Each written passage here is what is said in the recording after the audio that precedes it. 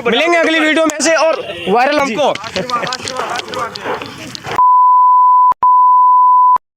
नमस्कार दर्शकों, अभी लाइव तस्वीरें देख रहे हो आप।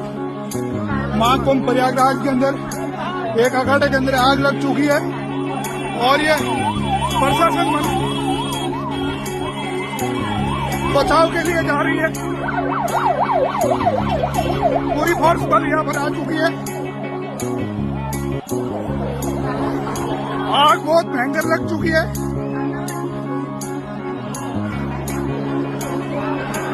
ये दिव्य कुंभ महाकुंभ जिसकी हम चर्चाएं हिंदुस्तान में सुन रहे हैं, पूरा विश्व सुन रहा है इन चर्चाओं को। यहाँ ये परिस्थितियां हैं, आम साधु इस रोड के ऊपर आज 3 सेंट की बाउंड्री नहीं है, कहाँ जाएगा? कहीं लेटरिन नहीं, कहीं बाथरूम नहीं।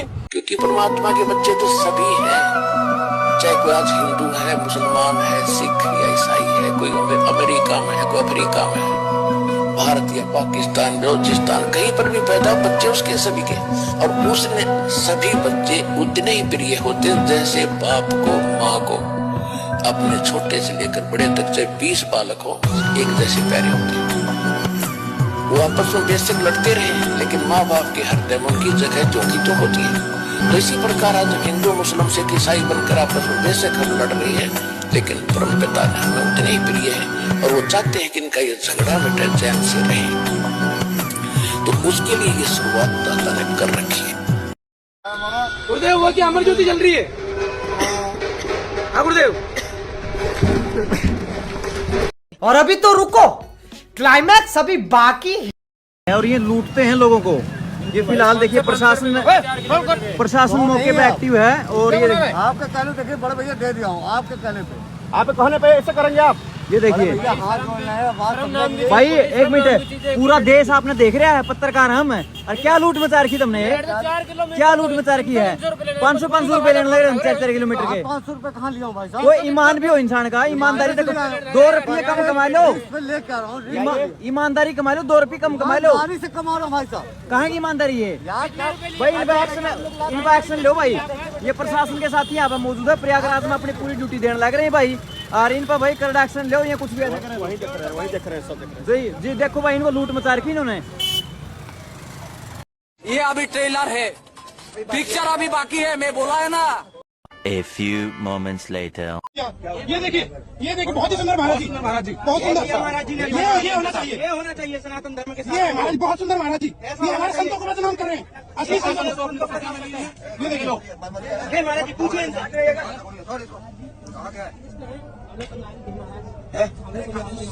लोग क्या मानना रहे हैं? मानना नहीं छोड़। तो ऐसे क्यों मांग रहा है? ऐसे क्यों मांग रहे हैं? किसी भगत को जबरदस्ती क्यों मांग रहा है? किसी भगत के ऊपर हाथ रख के मांग रहा, तो कौन सा मांगा? आशीर्वाद दे के मांगता महाराज जी। सही कह रहे महाराज जी आप, इसकी शक्ल से लग रहा है। ये अभी ट्रेलर है, पिक्चर अभी बाकी है, मैं बोला है ना, पिक्चर अभी बाकी है। ये अभी ट्रेलर है, पिक्चर अभी बाकी है, मैं बोला है ना, पिक्चर अभी बाकी है। कहाँ से आए भैया? कहाँ से आए हैं आप? कहाँ से आए हैं आप? इलाहाबाद से। आप महाराज कहाँ के हैं? हम अयोध्या के हैं। अच्छा, तो आपको क्या दे रहे हैं बाबा जी? हाँ कुछ नहीं दे रहे, हम क्या माँ का फल दे रहे। खोलिए बेटे इसको, देखिए यहाँ पे देखिए, इस तरीके से ये भभूत के नाम पर लोगों किस तरीके से मूर्ख बन रहे हैं आप। और इस तरीके से जो ऐसे ही साधु मत। बाबा रुकिए, हमको दीजिए बाबा। देखिए कैसे भाग रहे हैं, अभी हम इनसे लेते हैं। देखिए कितनी स्पीड के साथ ये लोग भाग रहे हैं, देख लीजिए। इनका पूरी तरीके से एक जखीरा होता है इस तरीके से पाखंडियों का। सारे साधु संतों को इस तरीके से ये लोग बदनाम करते हैं। बाबा आइए, रुकिए। नमस्कार दर्शकों, स्वागत है आपका हमारी एक और महत्वपूर्ण वीडियो में। दर्शकों, आज हम बात करने वाले हैं महाकुंभ प्रयागराज को लेकर। जी हां दर्शकों, आज हम आपको जानकारी देने वाले हैं महाकुंभ प्रयागराज में घट रही घटनाओं के बारे में। क्यों नहीं जाना चाहिए हमें महाकुंभ में? इसके ऊपर परमात्मा ने कितनी सुंदर बात कही है, सुनिए। हमें भी अगर ज्ञान ना हुआ होता तो हम भी इतनी ठंड में उधर कुंभ में खड़े होते, चाहे जीते चाहे मर जाते, दया हुई पीछा छूटा। यदि हम अभी महाकुंभ पर एक झलक डाले तो हम देखेंगे कि वहां पर भयंकर आग लग चुकी है। कितनों के पैसे चोरी हो चुके हैं, कितनों के परिवार वाले बिछड़ चुके हैं। कोई साधु गाली गलौज कर रहा है तो कोई बेवजह लोगों को पीट रहा है, कोई जिंदा इंसान को खाने का दावा कर रहा है, तो कोई भोले भाले लोगों को फंसाकर पैसे ठगने की कर रहा है, कोई साधु बलि देने के लिए छोटे बच्चों को किडनैप कर रहा है। अब आप खुद सोचिए किसके ऊपर विश्वास करेंगे आप। चलिए देखते हैं दर्शकों, तीर्थ, गंगा स्नान, व्रत रखना, भूखे रहना, बड़ी बड़ी जटाएं रखना, कहीं सालों से स्नान न करना, क्या इन सब क्रियाओं से हमें मोक्ष मिल सकता है? चलिए जानते हैं गीता जी से प्रमाण। सट दर्शन सट भेख कहावे, बहुविध दो दो धार्म सावे, तीर्थ व्रत करे तर बीता, वेद पुराण पढ़त है गीता। तीर्थों पे जाने का कहीं गीता में लिखा है? व्रत करने का गीता जी में लिखा है? नहीं लिखा है। छठे अध्याय के 16वें श्लोक में श्रीमद् भगवद गीता में तो ये प्रमाण दिया है, हे अर्जुन, ये योग यानी भक्ति साधना न तो अधिक खाने वाले की सफल होती है और न बिल्कुल ना खाने वाले यानी व्रत रखने वाले। जैसे एकादशी का व्रत रखते हैं तो उस दिन कुछ नहीं खाते, जल आचमन करते हैं, तो वो साधना गलत है, वेद गीता के विरुद्ध है। और तुम व्रत करते हो तो इसको कहते हैं, गीता अध्याय नंबर 16 के श्लोक नंबर 23 में कहा है कि शास्त्र विधि को त्याग कर जो मनमाना आचरण करते हैं उनको न तो कोई सुख होता है, न उनकी गति होती है, न ही उनको कोई सिद्धि प्राप्त होती है, अर्थात यूजलेस। तो दर्शकों, देखा आपने ये वीडियो। जब श्रीमद् भागवत गीता में पूर्णतः मना किया गया है तो हम सब यह शास्त्र विरुद्ध क्रिया क्यों करें? चलिए देखते हैं एक और वीडियो। घोर कलयुग के इस काल चक्र में अज्ञान अंधेरे में भटक रही हम सभी प्रभु प्रेमी आत्माओं को तत्व ज्ञान का एक ऐसा सूर्य मिला जिसने अपने दिव्य प्रवचनों से संपूर्ण अज्ञान अंधियारे को सदा सदा के लिए खत्म कर दिया। तमाम तरह के पाखंडों में लिप्त इस दुनिया को मिला एक ऐसा जगत उद्धारक संत जिसको पूरा संसार आज जगत गुरु तत्वदर्शी संत रामपाल जी महाराज के रूप में जानता है। जी हां, संत रामपाल जी महाराज।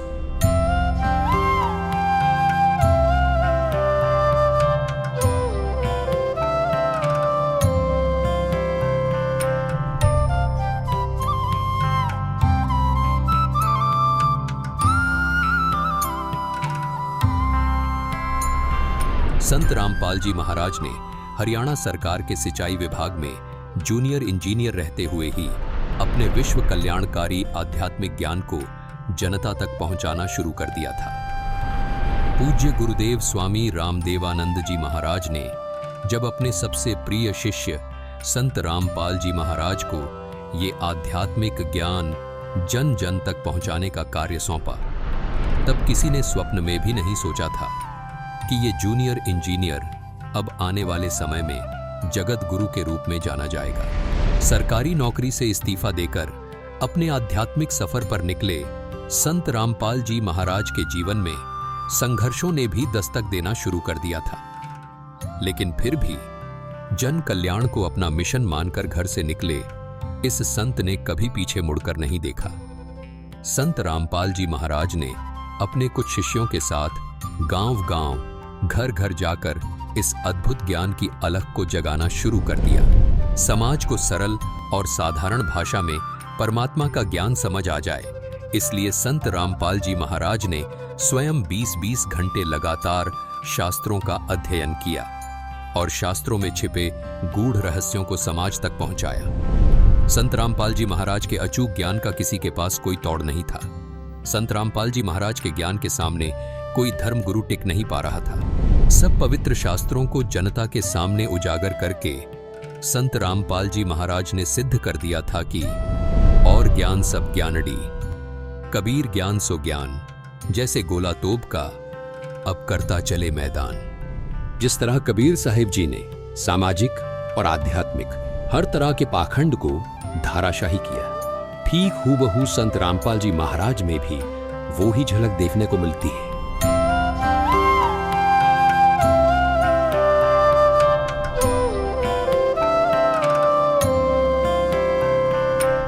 संत रामपाल जी महाराज ने हिंदू, मुस्लिम, सिख, ईसाई सब धर्म गुरुओं की इन कमजोर नसों पर हाथ रखा जो इन धर्म के धार्मिक लोगों के लिए नासूर बनी हुई थी। संत रामपाल जी ने कहा कि धर्म कोई गलत नहीं, गलत वो है जो अपने धर्म और धार्मिक ग्रंथों को ठीक से समझ नहीं पाए।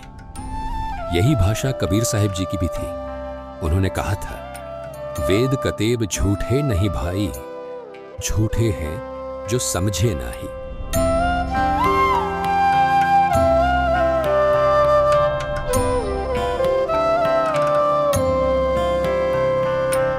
धार्मिक ग्रंथों को न समझ पाने का खामियाजा श्रद्धालुओं को भुगतना पड़ा और स्वार्थ में अंधे धर्म गुरु लगातार अज्ञान को फैलाते रहे। ऐसे में जगत गुरु के तौर पर आशा की किरण बने संत रामपाल जी महाराज जी ने धर्म गुरुओं द्वारा लिखित उनकी किताबों को वेदों और गीता से तुलना करके सब समाज के सामने रखा तो सब स्तब्ध थे।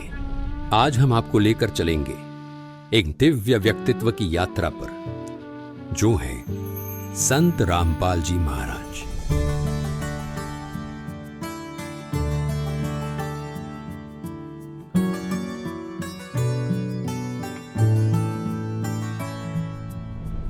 लाखों लोग उन्हें कबीर साहिब का अवतार मानते हैं। उनका जीवन संघर्ष और सच्ची भक्ति के माध्यम से सत्य सनातन धर्म की स्थापना के लिए समर्पित है।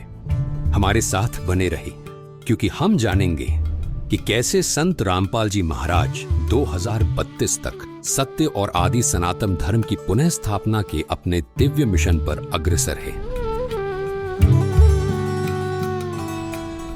संत रामपाल जी महाराज, जिनका जन्म 1951 में भारत में स्थित हरियाणा में एक छोटे से गांव धनाना में एक साधारण किसान परिवार में हुआ था। संत रामपाल जी महाराज ने अपने प्रारंभिक वर्षों से ही एक आध्यात्मिक यात्रा पर चलना शुरू कर दिया था। कबीर साहिब जी की शिक्षाओं से प्रेरित होकर संत रामपाल जी महाराज ने एक ऐसा मार्ग अपनाया जो न केवल उनके जीवन को बदलने वाला था बल्कि अनगिनत लोगों के जीवन में भी एक क्रांति लाने वाला था।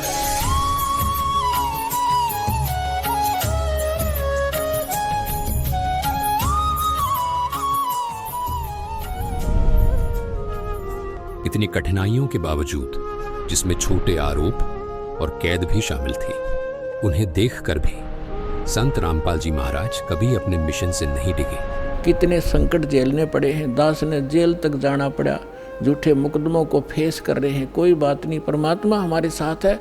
हमारा एक बार ज्ञान निखार हो जा, फिर चाहे फांसी दे दियो मेरा, एक बार परमात्मा का ज्ञान उसके बच्चों तक पहुंच जाए।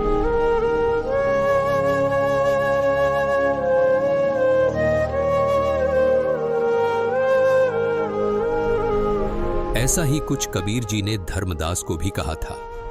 उन्होंने कहा था कि जो मम संत सत शब्द दृढ़ावे, वाके संग सब राड़ बढ़ावे, ऐसे संत महंतन की करणी, धर्मदास मैं तो से वर्णी। कबीर जी ने धर्मदास जी को स्पष्ट शब्दों में कहा था कि जन जन तक सत ज्ञान पहुंचाने वाले मेरे प्रिय संत के साथ ये नकली धर्मगुरु वाद विवाद करेंगे, लेकिन वो संत निरंतर अपने तत्व ज्ञान को आगे बढ़ाएगा। उन्होंने इन परीक्षाओं को उसी विनम्रता और शक्ति के साथ सहा जैसे कि कबीर साहिब जी ने एक समय किया था, जिससे उनकी दिव्यता और भी स्पष्ट हो गई थी।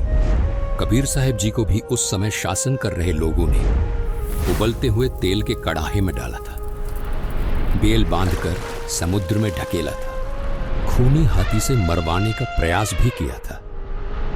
लेकिन उसके बाद भी कबीर साहिब जी ने कभी किसी को हानि नहीं पहुंचाई। जैसे कबीर साहिब जी पूरे मानव समाज के हित की बात करते थे, वैसे ही संत रामपाल जी महाराज भी आज समाज हित की बात करते हैं। लेकिन कबीर साहिब जी की तरह ही अपने अज्ञानवश लोग उन्हें समझ नहीं पा रहे। ये संघर्ष केवल उनकी सहन शक्ति की परीक्षा नहीं थी, बल्कि हर सच्चे आध्यात्मिक लोगों के सामने आने वाली चुनौतियों का प्रतिबिंब थे। संत रामपाल जी महाराज की इन कठिनाइयों के बावजूद अड़िग रहने की शक्ति ने उनके अनुयायियों का विश्वास और भी मजबूत कर दिया, जो उन्हें कबीर साहिब जी का जीवित अवतार मानते हैं।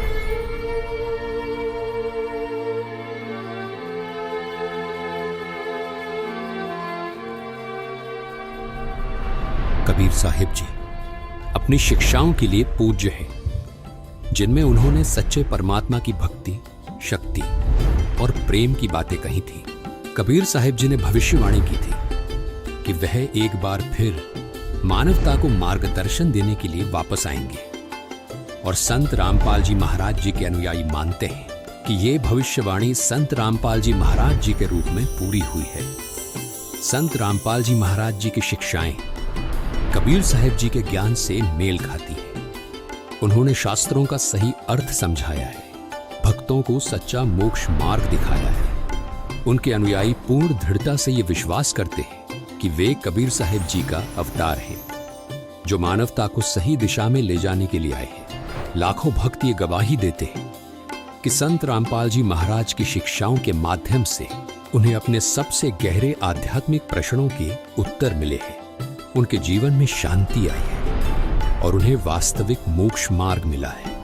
कबीर साहिब की शिक्षाओं से उनका ये विश्वास और भी मजबूत होता है कि संत रामपाल जी महाराज ही वास्तव में कबीर साहिब का अवतार है।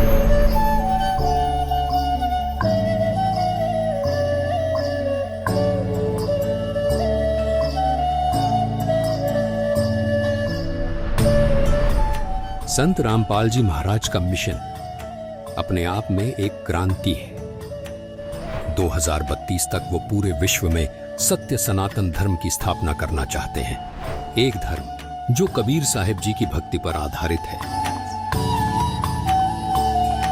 ये केवल धार्मिक पुनरुत्थान नहीं, बल्कि शांति, सत्य और एकता की दिशा में एक वैश्विक आंदोलन है।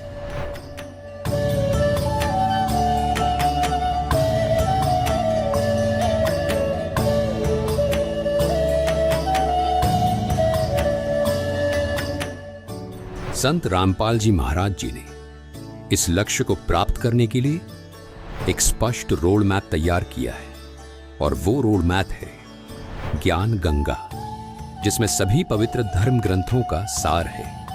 केवल इस रोड मैप के जरिए मानव मोक्ष प्राप्त कर सकता है। संत रामपाल जी महाराज जी द्वारा लिखित इस पुस्तक ने लाखों लोगों का जीवन बदला है, और उनके प्रवचनों से प्रभावित होकर लाखों लोगों ने उनसे नाम दीक्षा ली है। संत रामपाल जी महाराज के विचारों ने मेरे जीवन की राह बहुत आसान कर दी है। आध्यात्मिक मार्ग के जिन सवालों का जवाब कोई धर्म नहीं दे पाया, वो संत रामपाल जी महाराज ने दिए। ये संत रामपाल जी महाराज का अद्भुत ज्ञान और विचारों का ही परिणाम है कि धार्मिक पाखंडवाद जड़ से खत्म हो रहा है। संत रामपाल जी महाराज जी ने ऐसा ज्ञान दिया है कि करोड़ों लोगों ने नशा छोड़ दिया है। उनमें से एक सौभाग्यशाली व्यक्ति मैं भी हूँ। संत रामपाल जी महाराज ने जाति पाति के फर्क को खत्म किया है।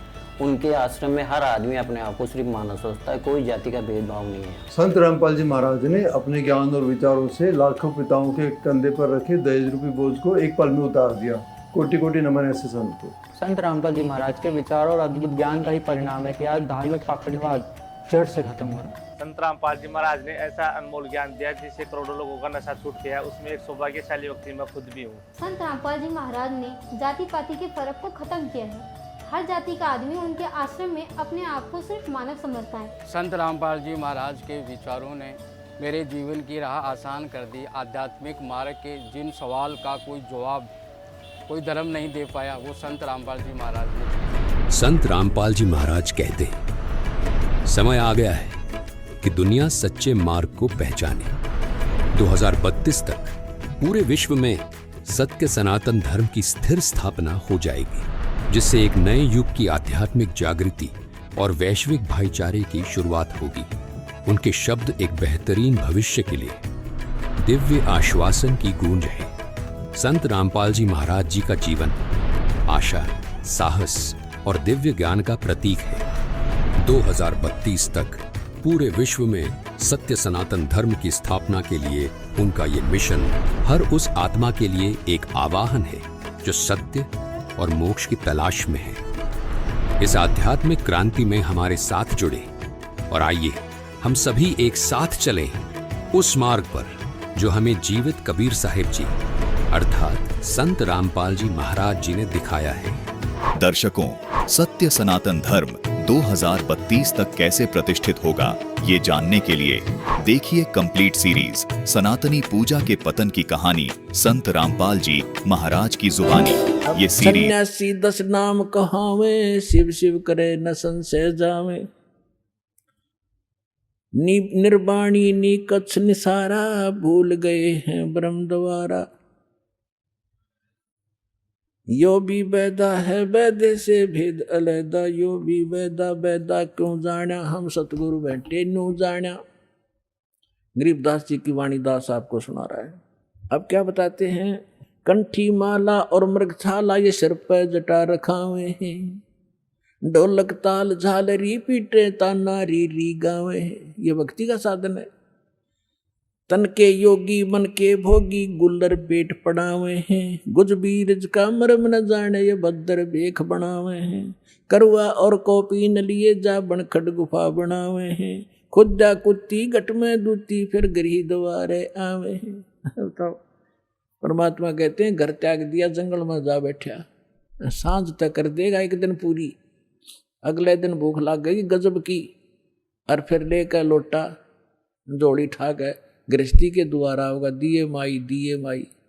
अरे घर में सारी सुविधा थी, समय पर रोटी खाओ, अपना धंधा करो और भगवान बजो जो मंत्र से ही दे रखे। काशी गया प्रयाग महोदय, जगन्नाथ को जावे हैं। लोहागर और पुष्कर पर से वहाँ द्वारका दाग दगावे हैं। यो भी वैदा वैदे से भेद अलैदा, वैदा क्यों जाना, हम सतगुरु बैठे यूं जाना। अब जैसे क्या बताया है, तीर तुपक तलवार कटारी, जमदड़ जोर बदावे हैं। हर पैड़ी हर हेत न जाना, वाजा तेग चलावे हैं। ये साथ जैसे एक बार कुंभ का मेला बना था। ये तीनों गुणों के उपासक, रजगुण ब्रह्मा, सतगुण विष्णु, तमगुण शिव जी। तो विशेषकर ये एक बार कुंभ के मेले के पर्व का संयोग हुआ था इनके अनुसार हर की पैड़ी पे। और पुण्यात्माओं, यहाँ गांव गांव में नगर नगर में देखा न चिमटे गाड़ के, धोने ला कर, राख रमा के, बड़ी बड़ी जटार माला पैर के, ने सोचा महात्मा पड़े होंगे। अब वहां जाकर कुंभ के मेले पे जब ये क्या करते हैं, गिरी एक ग्रुप में, पुरी न्यारे, नागा अलग से, सन्यासी न्यारे, वैष्णो अलग से, ये सब अपने अपने ग्रुप में वहां इकट्ठे हो जाते हैं। कनपाड़े न्यारे, बिना कनपाड़े नाथ अलग से।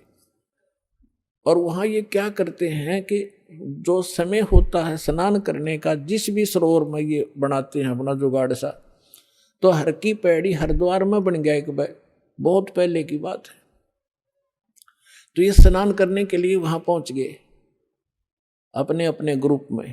जब वह पर भी लगी थी तो सबसे पहले नागा चले गए हर की पैड़ी पे, सब वो स्नान करने लगे, कई हजार थे। पीछे से वैष्णु साधु आगे, विष्णु जी के उपासक, और नागा थे तमोगुणी श्री शंकर जी के उपासक। अब वैष्णु ने कहा कि नागाओं पहले हम स्नान करेंगे, हम त्यागी और बैरागी हैं, हम स्वच्छ हैं, शुद्ध हैं, विष्णु जी के उपासक हैं, हम उत्तम हैं, हम सर्वश्रेष्ठ हैं। नागा कहने लगे हम सर्वश्रेष्ठ हैं, हम त्यागी और बैरागी हैं, और हम तन पे कपड़ा भी नहीं रखते हैं, और हम सब पहले स्नान करेंगे। अब वैष्णु साधु कहने लगे तुम काहे कि शुद्ध हो, काहे कि श्रेष्ठ हो, पशु की तरह नंगे फिरते हो, टट्टी के हाथ भी ना धोते, शरडो फिरडो, बाहर आओ तुम, पहले हम स्नान करेंगे। अब इस बात पर दोनों का झगड़ा हो गया। वहाँ इतिहास गवाह है कि उस समय ये जिनको हम संत माना करते थे, 25,000 कटका मर गया, आपस में कत्लेआम कर दिया, गंगा का पानी लाल कर दिया इन्होंने। उसका विवरण दे रहे हैं गरीबदास साहिब जी के, तीर तुपक तलवार कटारी, जमदड़ जोर बधावे हैं, और हर पैड़ी हर हेत नहीं जाना। हर की पैड़ी कहें, भगवान के प्रति श्रद्धा नहीं नालाकों की। हर पैड़ी हर हेत नहीं जाना, वहां जाते एक चलावे हैं, और काटे शीस नहीं दल करना। ये जग में साध कहावे, और जो जन इनके दर्शन को जावे, उनको भी नरक पठावे। ऐसे गुरु का चेला फिर ईसाई होगा जैसे ये जालिम है। तो इसलिए परमात्मा कहते यो भी वैदा है, और वैद्य से भेद अलैदा, यो भी वैदा। तो इस प्रकार पुण्यात्माओं आप इस सत्संग में आते रहिए और इस ज्ञान को बड़े ध्यान से सुनना। आजीवन आपके काम आवेंगी ये बातें। एक तो ये गाइडलाइन है कि ये साधना करनी चाहिए, ये ना करनी चाहिए। ये प्रमाण कहा हमारे सदग्रंथ साथ दास पैरेलल बताता है कि जो साधना श्रीमद् भगवत गीता में है वो उसके सत्र का ज्ञान, वो कंप्लीट नहीं है। कंप्लीट स्पिरिचुअल नॉलेज और कंप्लीट मेथड ऑफ वर्शिप सूक्ष्म वेद में है। वेद भी कहते हैं वो इनसे अलग ज्ञान है, और गीता जी भी कहती है कि वो ज्ञान अलग है जिसमें कंप्लीट स्पिरिचुअल नॉलेज है। सभी यज्ञों की, धार्मिक अनुष्ठानों की विस्तार से जानकारी हो भगवान ही बताता है करके, और वो तत्वदर्शी संत के पास है। उनसे पूछो तो भगवान कबीर साहब है, 600 साल पहले वो बताए गए थे उस सूक्ष्म वेद को। ये तत्वदर्शी संत, ये दास है, और अपना कल्याण कराओ।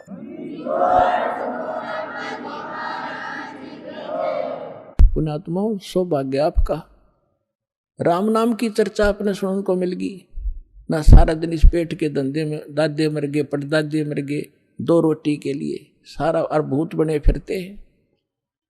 अभी एक भक्त ने चिट्ठी लिख कर दी है, आज ही पकड़ाई है। वो उसने लिखा है कि ये हम किसी के पास ये झाड़ा झपटा सीखा करते हैं। अब वो झाड़ा झपटा करने वाला मर गया, ये वो भूत बनकर हमने सतावे है तो ये इसे गुरु थे अपने, ये वो सारे भूत बने अंडे हैं। तो परमात्मा कहते झूठे गुरु के आश्रय कदे ना उधरे जीव, और सच्चा पर गुरु सत कबीर है, आदि परम गुरु पीर। कहते हैं झूठे गुरुआ मर गए, वो हो गए भूत मसान।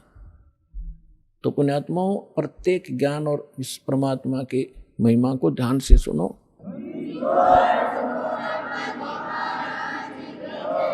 दर्शकों, आज के समय में तत्वदर्शी संत केवल और केवल संत रामपाल जी महाराज ही है जो साधक का पूर्ण मोक्ष कराने की गारंटी ले रहे हैं। तो आप भी अभी संत रामपाल जी महाराज से नाम दीक्षा प्राप्त करें और अपना कल्याण कराएं। आज संत रामपाल जी महाराज के मुकाबले पृथ्वी पर कोई भी संत नहीं है। संत रामपाल जी महाराज शास्त्र अनुकूल भक्ति साधना बताते हैं, जिसे करके पूरा मानव समाज खुशी खुशी अपना जीवन व्यतीत कर सकता है और सतभक्ति लेकर अपना मोक्ष करवा सकता है। दर्शकों, इस वीडियो में इतना ही। मिलते हैं किसी एक और नए वीडियो में। धन्यवाद। अगर आप ये वीडियो YouTube पर देख रहे हैं तो हमारे चैनल को सब्सक्राइब करें और बेल आइकन को दबाना ना भूलें। अगर आप Facebook पर ये वीडियो देख रहे हैं तो हमारे पेज को लाइक करें।